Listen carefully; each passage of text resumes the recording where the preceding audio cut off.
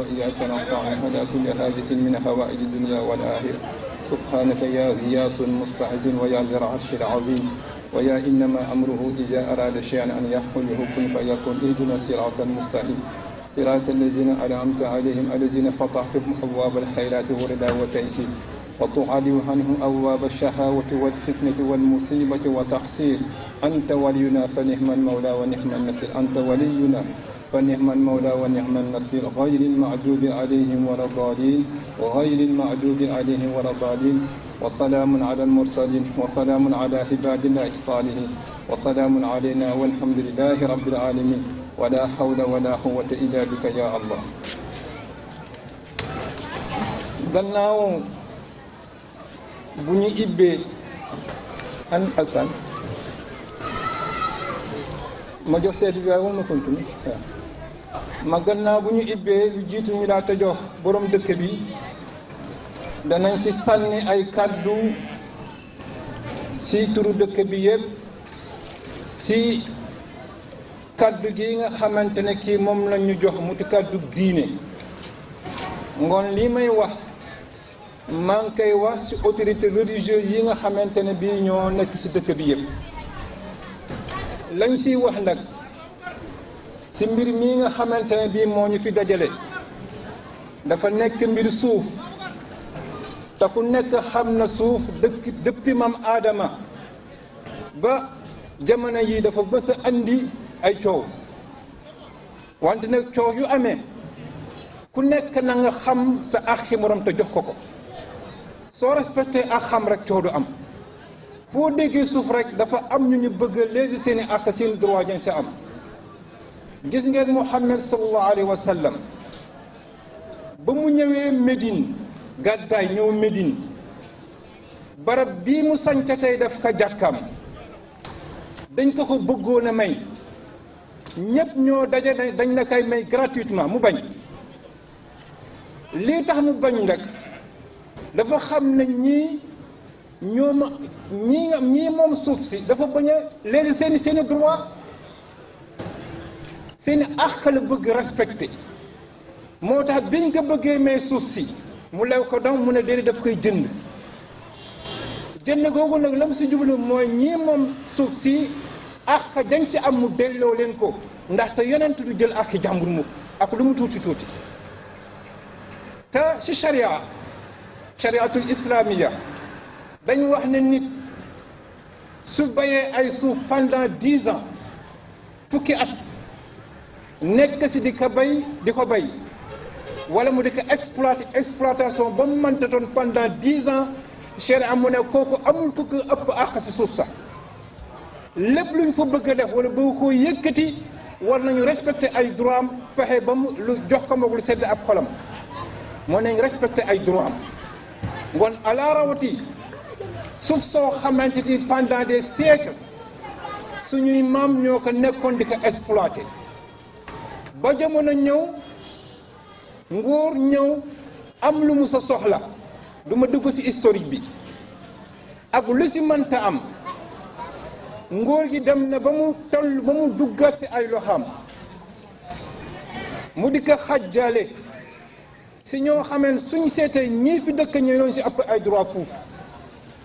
ngoon war na ci suñu diggante boobu ñu respecté suñu droit danañ ko sàkku nag wante nag nii ka loi tërale loi musulman yi ak nii ka loi positif tërale duñu toj xeer duñu toj dara wante danañ ko sàkku nag ci pacifiquement ndaxte xam nañ ne kii fi nag liñ gis ci moom nit ak jàmm la jàmm jooju nag ci lañ koy oo parabole bi mu siy joxe rek moo di ndax xel dana nangu nit ñëw ci këri jàmbur réquisitionné cuisine am réquisitionné ay ustensiles de cuisine am togga ba togga gi ñor muy yàkkati génne di yóbbu te fàtte borom kër gi ndax loolu xel nangu na ko borom kër gi di ko wax na kaa yàkkal moom na kaa déet xaaral rek danaa la yàkkal te ay rakka di ko yomb di dem dama ne loolu xel daka nanguwul parabole la may joxe nag mooy li ñu bëgg a def fii ndaxte ku nekk xam ne ñu ngi sédd di joxe te ñii si gën a yey pendant des siècles Ngor 15e siècle lañ ko sanc 15e siècle Ngor minimum boo ko seetlee si 1945 bii guerre mondiale bi jotee boo seetee si 15e siècle ak 19e siècle presque ay 4 siècles romb na fi Ngor minimum foofu Ngor exploité na ko la mat ay 2 siècles wala 3 siècles Ngor kooku te fukki at rek si charia dana képp ku ko exploité ay suuf kooku amul ko si gën a ëpp ak moo ko moom masama nag ay siècle loolu nag su fekkee ne nguur moo ñëw te ñu nangu ko nag ndaxte adduna fu mu jar am ñu jiitu yor pouvoir bi di dogal wante dogal googu nag nanga ko teg si ak dëgg bañ a jëng képp ko am ak si mbir nanga ko jox ñun loolu rek moo tax waa dëkk bi yëpp daje fi di yëgal waa addina bi yëpp di yëgal waa Sénégal di yëgal nguur gi xaasatan président de la république naka Ngor lii ñu soxla moom mooy suñuy droit ji ñu am foofu nañu ko respecté loolu rek amul leneen nag ngoon loolu lañ koy ñaan si doole ji ko yàlla jox ndaxte yàlla moom la jox doole buñ leen xëccoo si wàllu force ñun amuñu force bi wante nag am nañ ay ñaan nag te waxala lay fale tawakkalil mu'minuun te yàlla mu ne képp ku wàkkilu si man danaa defal la nga bëgg nag ngoon nag te foofu suñ duggee nag si wàllu yoon wi sax Ngor am na si àq ju rëy àq jooju rek la ñuy réclamer amul leneen nag xel doon na dal su fekkente ne bii joxuñu woon keneen wante dañuy jox mooy yakka bi mu wax léegi mooy ngay yakkalaate si cuisine am jàmm réquisitionné ko réquisitionné ay ustensiles de cuisine am togg ba pare génn di ko yàq di yóbbal keneen ba yàq bi bëgg a jiyee dama ne suuf saa ngi bëgg a jiyee te loolu xel nangu ko nag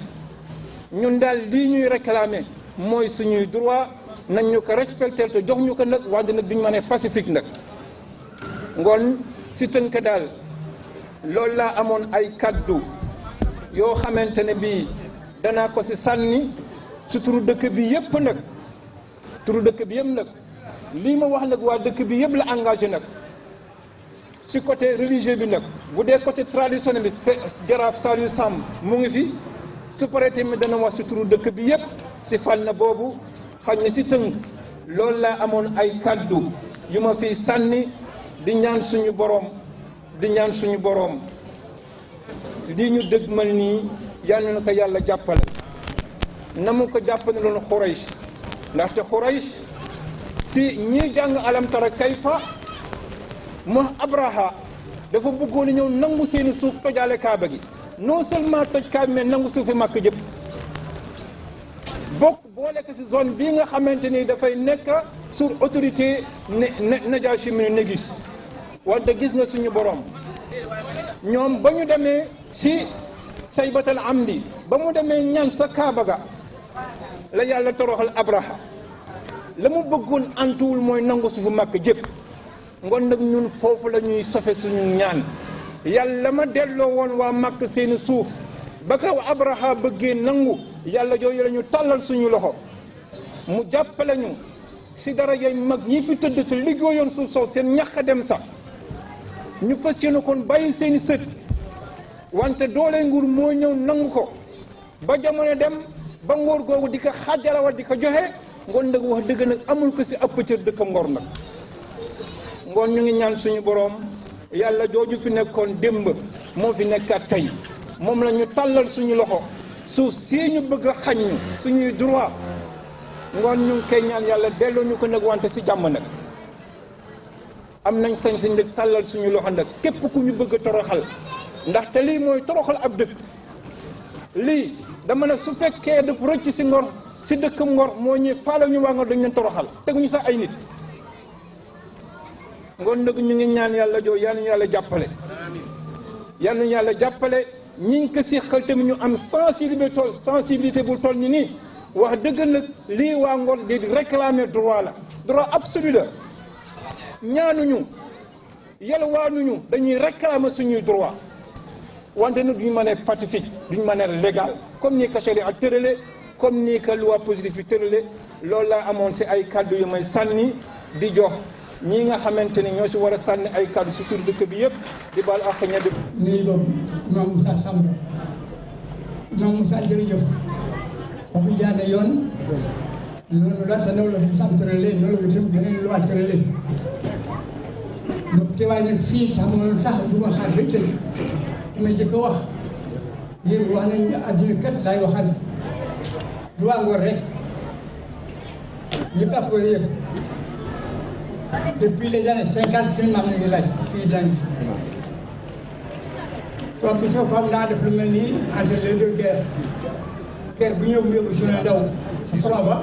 jël suñu suuf jaay ko des contrats franco des contrats franco commerciaux ñoo koy jënd sous forme de bail d'abord ak yaay sa mujj mag ñi dawal nañ loolu bind ñu bàyyi 39 45 aussi ñëwaat la France a répété la même chose pour 35 bii nag 39 45 bii mooy li ñu andi problème ndaxte ña si dëkk yii ñoo daan béy sur aéroport lépp lañ fi daan béy di dundee si suuf gàncax gi yëpp na ko moom waaye lii yor dëkk bi machine xaw ma siis machine xaw ma mbar lépp ñu daan béy si yoonu aéroport bi waroo ko am yor machine jéggaani fen deuxième guerre mondiale bi bi bari toog na fii Dakar en septembre 40 fii la nit ñi dalal fii si Cefes Ngor sax yi dañuy vidé góob guddi gerte yeeg ñaam bi yeeg yëpp di dundal nit ñi ba ci yoonu Dakar loolu amoon na fi léegi nag damay wax ne dañuy fàttali ñi nga xam ne ñoom lañu daan bind nañu Abdou Diouf Senghor mi ko fi jiitu Abdoulaye Wade président Macky Sall mi tëj amul kenn ku wax dañ jox suñu mémorandum bi ñu dëkk yi d'abord ak bu dëkk bu nekk individuellement loolu nag ku mu dayul daal di xëccoo borom ba tubaarkàlla lii sëñ bi wax léegi day noonu la Màkka de loolu saxoon sa Medina bii yonente gàddaay dem ñi ko imam waxi noowu la waaye ne du laal suuf sax nañ ko jàng ñun nag amul fu ko suñuy doom waxtu na loolu jaay seen lu ëllëg suñuy doom lii def comme la Palestine yor fii li mbuus dugal fii dëkk mënoo nekk léegi nag waa xaw ma Touba ko la xam fu ñu jóge dëggaloo njaay ma gouvernement bi loxo ma ngi ci ma ko nëbb kenn seen loxo ngi ci yéen ko permettre mais si jënd yëpp xam nañu ko xam nañu fu ñu jaar ak ñoom su ñu ne ko fa loolu waaye li ci def la ba ne nañ ko jox waa dëkk yi ñu bees ñu mën cee dëkk laaj ñu pour jaay laaj ñu pour tey dañu laaj pour suñu njaboot yi ñëw ëllëg ak ñi fi nekk ñu xam fu leen mën a dëkkale lii nag dañuy fàttali rek gouvernement bi te bindalul bindati amul ko fi jaar si mémorandum jaar ci loxoom danoo fàttali dëgg la am na jamono laajoon bi dëgëroon na bu ba xol yaa tàngoon léegi nag def na ba ñëpp dëggalu ngir yàlla nit ki ñuy waxee nañ ko defee noonu comme nag Ngor densité moo raw si dëkk bi Joal à Fadiouth Gendar à Saint-Louis ak Ngor fii si Ndakaaru noo raw yëpp nag si densité bi jàngal la noonu te lu dëkkaa ngi laaj nañ sax ñu tiitaree lu ko ba tey état mën see topp mën see wax bu ñu ko tiitaree woon sax lu xam ne ëllëg mën nañ soxla banque dem tey suñu tiitar jëriñoo waaye dara kenn mënoo wax ak ñun xale yii nag bu ñu ñëwee seet si man dama ñu ne man ak samay notable ñu fa teew ni mu ko affronté noonu laa ko defee ñoom ñëpp ñu ngi fi kenn am ba léegi lu nga dem na à Chine ñu pare li ñuy laaj nag moo di xale yi waxin bi na rafet ay wax dañ koy wadda ndekat waxi ba jalgati mën naa andi problème boo gisee ci veillu législative bi bi président Macky ne ci ne xamul 300 xamal leen c'est titre kii de propriété te nee na aussi domaine national dëgg la domaine national la ba mu tuddee te ku ñëw ëllëg naa ma suuf maam ñu ko diggal man am na suñu maam yi tant que amuñu si dinañ ko dégg tant que suuf si amuñu si dinañ dégg ma suuf maam bi te lépp a fa am man dama suuf maam dëkk yi nekk la am ku ne la bëgg a dégg na suuf maam la loi sur le domaine national d'abord c'est une loi mal conçue mal faite encore et son application est encore plus mauvaise xam nga lépp sama la woon dem na léegi l'application est plus mauvaise man a xale nag li ñu wax nañu fàttali fi ñu jaar mémorandum bi dem na si bureau bu nekk fi ñoom ba fi wax dañaaw gën na ba fi aw sago jóg aw xeer dox dans sa day sa jëf sa ñeneen ko bëgg lii leen ko bëgg jàngee jëf yàlla yàlla jàppale leen li ñu fi dajale tey ñun jeune Ngor mooy problème mu bés bi ñun ñëpp xam nañ ni ñuy dund à Ngor ñun ñëpp on est dans des situations critiques muy lan Ngor dafa xat Ngor dafa ndaw amuñu fuñ dëkk xamuñu feneen te mënuñu doxu amuñu feneen tamit fuñ dem fii lañ am muy Ngor te fii la ñuy resté incha allah li fi des si ay terre bariwul muy piste bi 864 hectares la woon comme depuis loolu état bi mu ngi siy def lu ko neex ku nekk ngi partagé jox nañ fi Marocains yi récemment 100 hectares dédommagé nañ fi 336 parcelles à la cité Tobago alors que 77 victimes lañu woon et nous dans tout ça ñun ñu war a toog ci ruq bi toog dans une bombe à retardement pourquoi looloo tax tey ñun jeune Ngor ñu daje toog waxtaan xalaat ne dafa jot ñu jóg wax ñu dégg ñu wax président de la république ñu xamante ne moo jiite Sénégal jiite na ñun bu fekkee ne ñun kenn beddee ñu si dëkk bi ñun on a droit à ces terres aussi ñun ni ko ñeneen ak ñeneen ñi ko waa Cité Tobago amee droit dëkk fa ñun ñii gën a jigéen noonu lañ amee droit dëkk fa looloo tax ñuy laaj suñuy suuf di ko laaj nag si njëkk ak teranga ak si yaay récemment bi ñu demee palais dañu promettre que ne après les législatives on va régler le problème mais depuis lors ñu ngi toog di leen déglu toog di xaar mais on n'a rien vu looloo tax nag ñun sunu Ngor ñu jóg tey ne président ñun dañu soxla te nag ñi gën a jege yaakaar naa ne ñu gën a yey looloo tax su mu nekk nii pare nañ jàpp ne pare nañ lii mooy première étape que ne président ñun soxlaawuñu dara xaaruñu dara si moom lu dul que mu jël terre yi ñu moom mu séddee ko waa Ngor ñun jaayuñu defuñu leneen dañ soxlaa pour dëkkee yaakaar naa ne lii fépp nga koy gis ci Sénégal donc tey Ngor tamit dafa soxla ay suufam nañ ko delloo si njëkk ak teranga loolu rek lañ laaj jàngee def. li mu njëkk publier mooy affaire yi foncier bi ñu bàyyi loolu dugg ci affaire yi football bi groupe bi di yaatu xel yi di dajaloo ba ñu nekk benn kàddu ñëpp waxandoo ñëpp yëkkindoo ñëpp defandoo mu di Ngor debout mu nekk loo xamante ne nit nag ku yaakaar ne dafa nekkoon lu yëlum nii déedéet yëlamul wallaahi baatim moo si rax lii am tey nii si histoire Ngor ça n'a jamais existé masul am bu dee COPEX dañ doon sànni xeer rek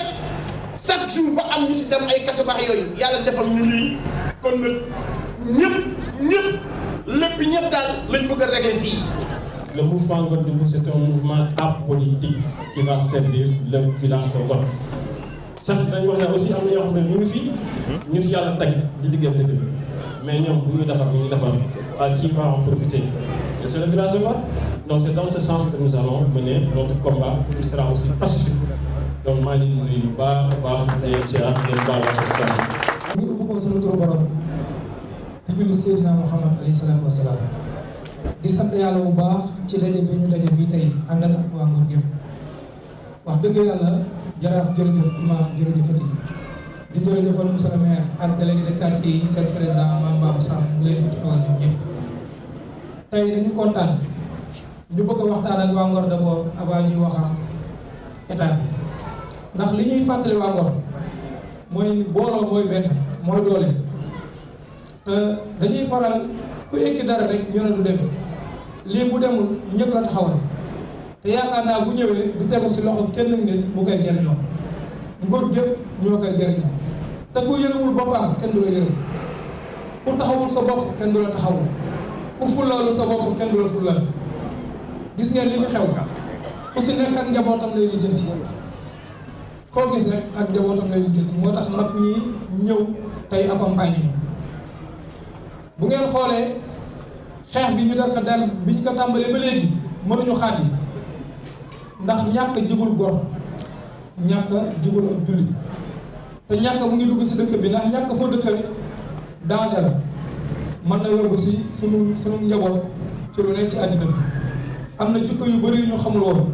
commencé na rot ci dëkk bi am na attitude yu ñu amul woon commencé na rot ci dëkk bi naam campagne bi jàll na fi ñu dig ñu ab lycée dig ñu stade ak lu ñu mel ay gazon synthétique lépp baax na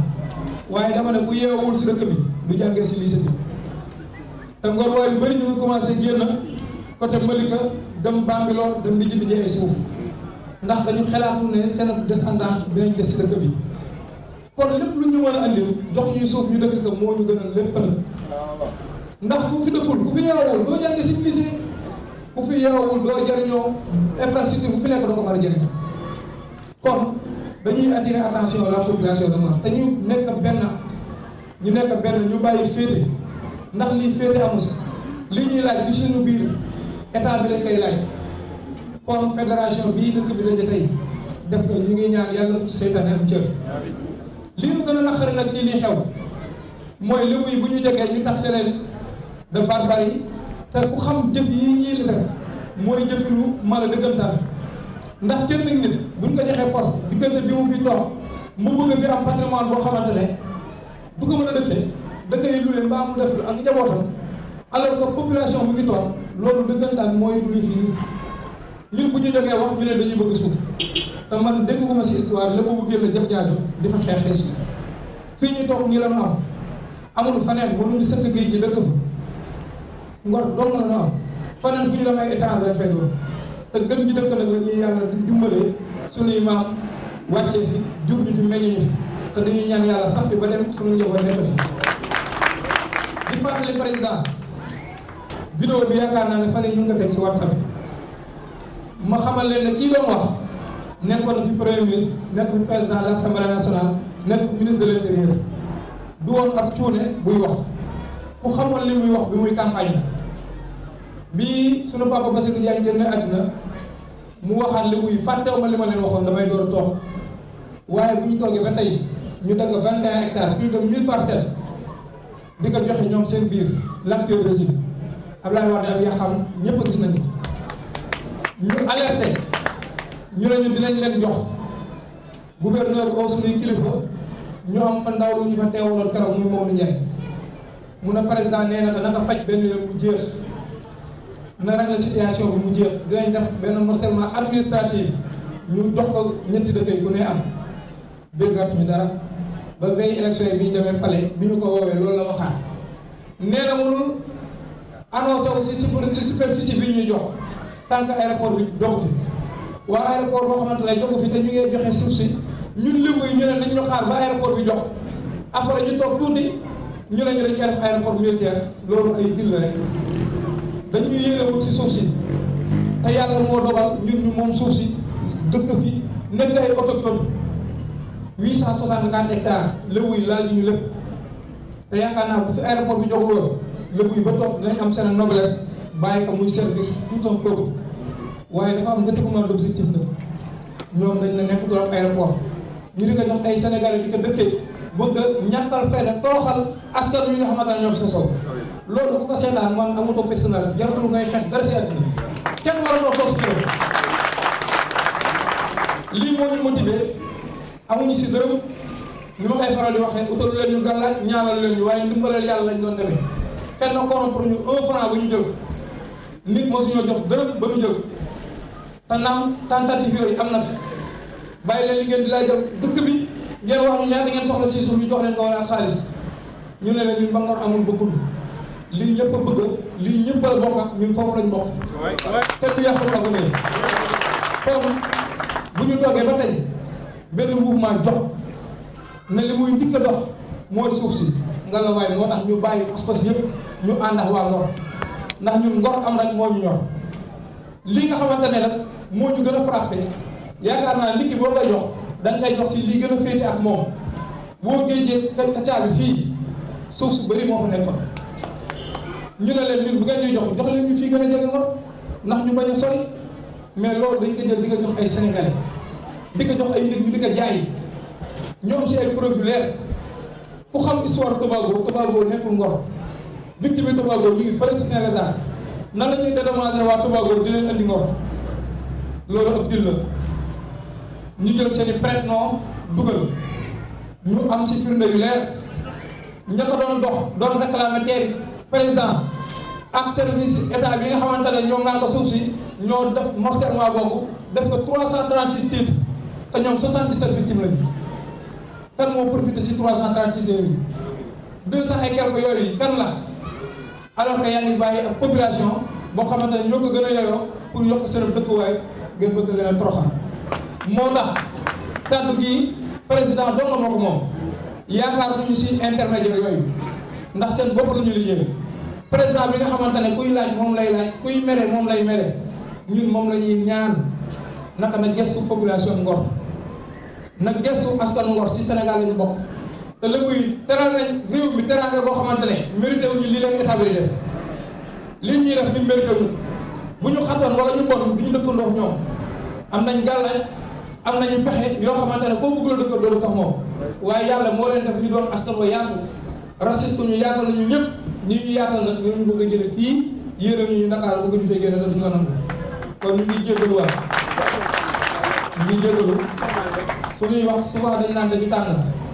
damay wax ne am xol bu naqaree ay kàddu du neex li ñu dal fi naqaree neexuñu moo tax suñuy kàddu mënuñu ko neexal ñu ngi teelal suñuy kàddu di jégalu ñëpp di xamal ne ni waxuñu kenn koo xamante ne dafa nekk ci dëkk bi ñun kii ñuy waxal mooy kii ñu yàlla dogal mu nekk si bopp réew mi te mu war a mën a joxe moom dong la ñu leen wa aaxiru da'waanaa alhamdulillahi rabbil aalamiin. billaahi bu ñu defalul dara duñ ko defal dara billaahi man coobaram je suis là man maay parlam Ngor ñëpp bu ñu defalul dara duñ ko defal dara billaahi lii la ñu am nañu ko jox. ñun on demande rien bëgguñu xaalis bëgguñu dara on est bien am nañu géej léegi yaa ngi commencé léegi bane si commencé on a tout pour vivre mais nag dañu xat président ñun dañu xat on ne demande rien ñun dañu xat billahi on est bien am nañu lépp mais dañu xat danañ am ak njaboot ñaan ñu la dara on n'a pas besoin d'argent bëgguñu dara am nañu géej gi tant que yàlla mu ngi def ay jël rek ñu ngi dem gëj billahi ñaan ñu la dara président kon nag Djibril Samba moom moo war a ñëw lire déclaration bi ñu bëgg nag ñëpp déglu ko nag ndax loolu mooy suñu yëf mu di déclaration bi kon nag Djibril Samba. salaamaaleykum mbooloo mi. di rafetlu honneur bi nga xam ne moom lañ ma jox pour dëkk bi yëpp taxaw moo war a lire déclaration bi tey donc déclaration bi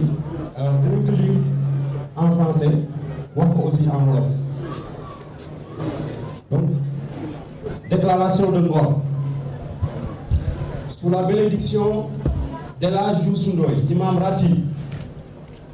et de ceux des imams et oulémas de Ngor, avec l'accord des autorités coutumières du Djaraf Salou Samb, ici présent, chef du village de Ngor, des frères et des délégués de quartier, en collaboration aussi avec les autorités politiques de Ngor, le mouvement Ngor Debout a convoqué les habitants de la commune de Ngor ce dimanche 3 décembre 2017 à la place publique de Ngor pour dresser un bilan critique et faire un état des lieux afin de tracer des perspectives par rapport à la gestion de l'attribution des terres sur le site de l'aéroport Léopold Sédar Senghor. Son Excellence, M. Macky Sall, président de la République du Sénégal, a formulé à plusieurs reprises la promesse de nous attribuer une partie de l'espace aéroportuaire après avoir dénoncé lors de l'ouverture de la campagne pour les élections présidentielles de 2012 à Ouakam l'irrégularité de ces occupations. Malgré tout, des morcellements et des opérations de recasement y sont effectuées depuis 2013. Récemment, nous pouvons noter l'attribution de 336 parcelles aux victimes de la cité Tobago, alors qu'en réalité, ces victimes seraient au nombre de 77. Ainsi, nous constatons une différence de 289 parcelles. C'est dans ce sens que nous voulons être édifiés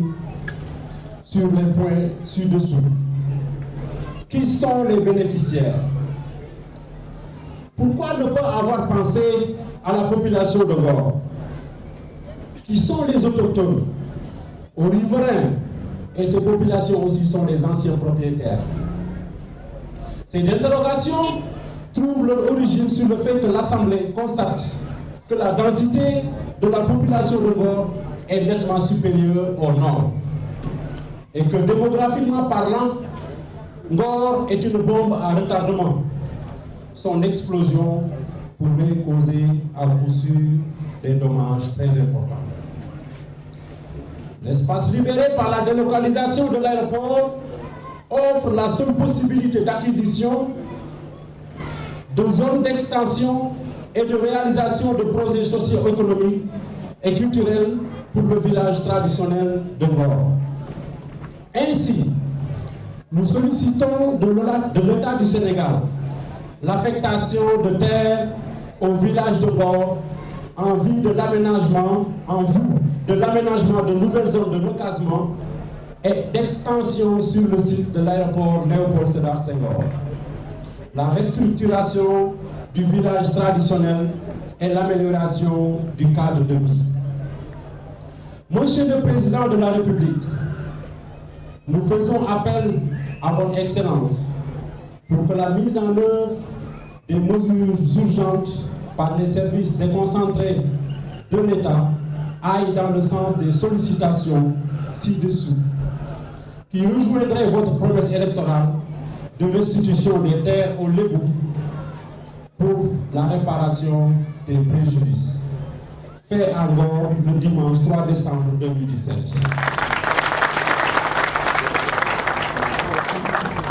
Nous jéem aussi wax ko ci olof xam naa ne olof bi dina xaw a doy waar tuuti waaye ñu jéem rek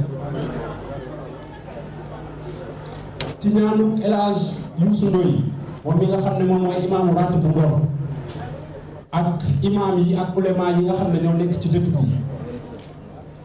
ci ndimbalug autorité yi nga xam ne ñoo fi nekk cosaan ak aada di chef de village bi El Hadj Saliou Samb ak frère yi nga xam ne ñoo nekk ci dëkk bi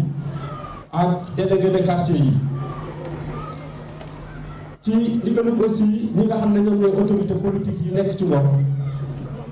mouvement bi nga xam ne moom la ñuy wax Ngor Debout moo woote fii tey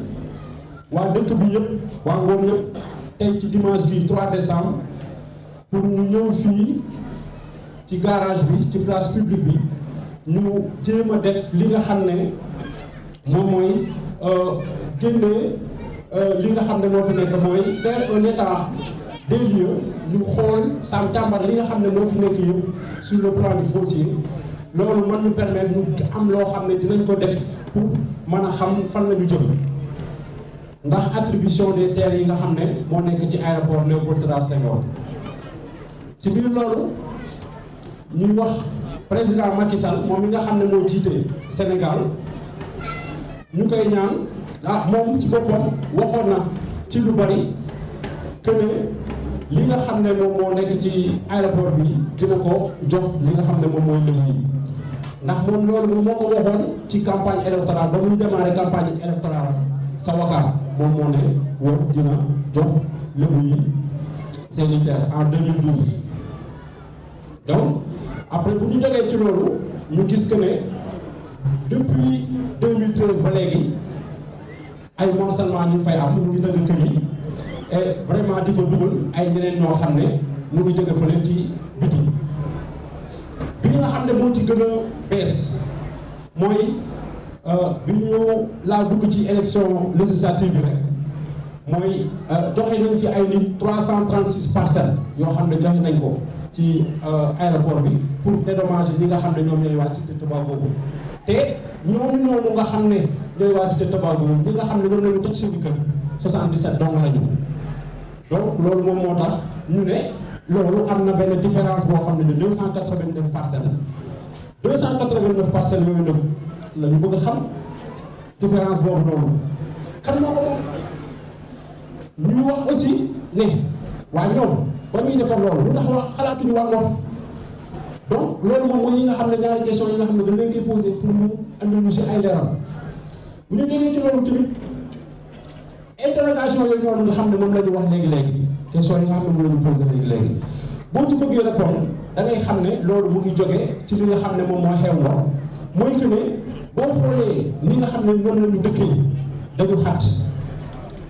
nañu xat boo xam ne boo xoolee li nga xam ne moom la ñu wax norme yi li nga xam ne moom moo jaadu ñun romb nañu foofu di wëy donc ci biir loolu ñu ne woon Ngor xat na xat boo xam ne xaw na doy waar te comme ni ko chef de village wax léegi-léegi doon na loo xam ne bés bu waa dëkk bi jógee dina xaw a metti ndax moom wax na léegi sax ba ne ñu juleen di sànni yi def comme la nga xam ne moo amoon Israël donc loolu moom mooy li nga xam ne moo ci nekk ñu bàyyi ci xel bu baax ndax boobu noonu bés bu explosé moom mun na andi ay conséquences yoo xam ne kenn doo xam ne ñu koy lijjantee ci biir loolu aéroport bi nga xam ne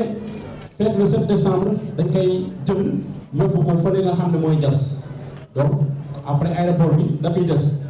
le aéroport boobu noonu mooy li nga xam ne mooy benn possibilité bi nga xam ne moom la Ngor am pour yokku ndax suñu ginnaaw géej gi moo fa nekk mënuñoo dem si géej gi donc fii la ñu mën a dem donc te ñun ñu ngi ñooy ñi nga xam ne foofu noonu zone boobu noonu ci la ñu mën a laaj gouvernement bi pour ñu jox ñu si et que ñu mën ci def li nga xam ne moom mooy projet yi nga xam ne socio-économique yi nga xam ne ak culturel yi nga xam ne village traditionnel bi mën na ko am donc ci biir loolu ñuy laaj état bu Sénégal mu xalaat ñu jox ñu ci suuf si nga xam ne moo nekk fii ci aéroport Léopold Sédar Senghor pour ñu mën ko def ay dëkkuwaay ak man aussi man ci yokk ndox aussi ñu mën ci def la restructuration du village traditionnel ak ñu mën a yokk aussi dundum gi donc ci biir loolu ñuy wax ñuy woo président Macky Sall moom mi nga xam ne moo ñu jiite ñun fii ci Sénégal ñu koy ñaan pour li nga xam ne moom la ñu wax mu wax ay services am yi nga xam ne ñoom ñoo yëngu ci wàllu suuf yi pour ñu dimbali ñu ba vraiment def liggéey bi nga xam ne moo war ba ñun lébu yi li nga xam ne moo fi amoon depuis boobu ba léegi président Macky Sall corrigé ko loolu moom mooy li nga xam ne moom la ñu wax ci olof ñu ngi ko defaree Ngor dimanche 3 décembre 2017 ñu ngi leen sant di leen gërëm.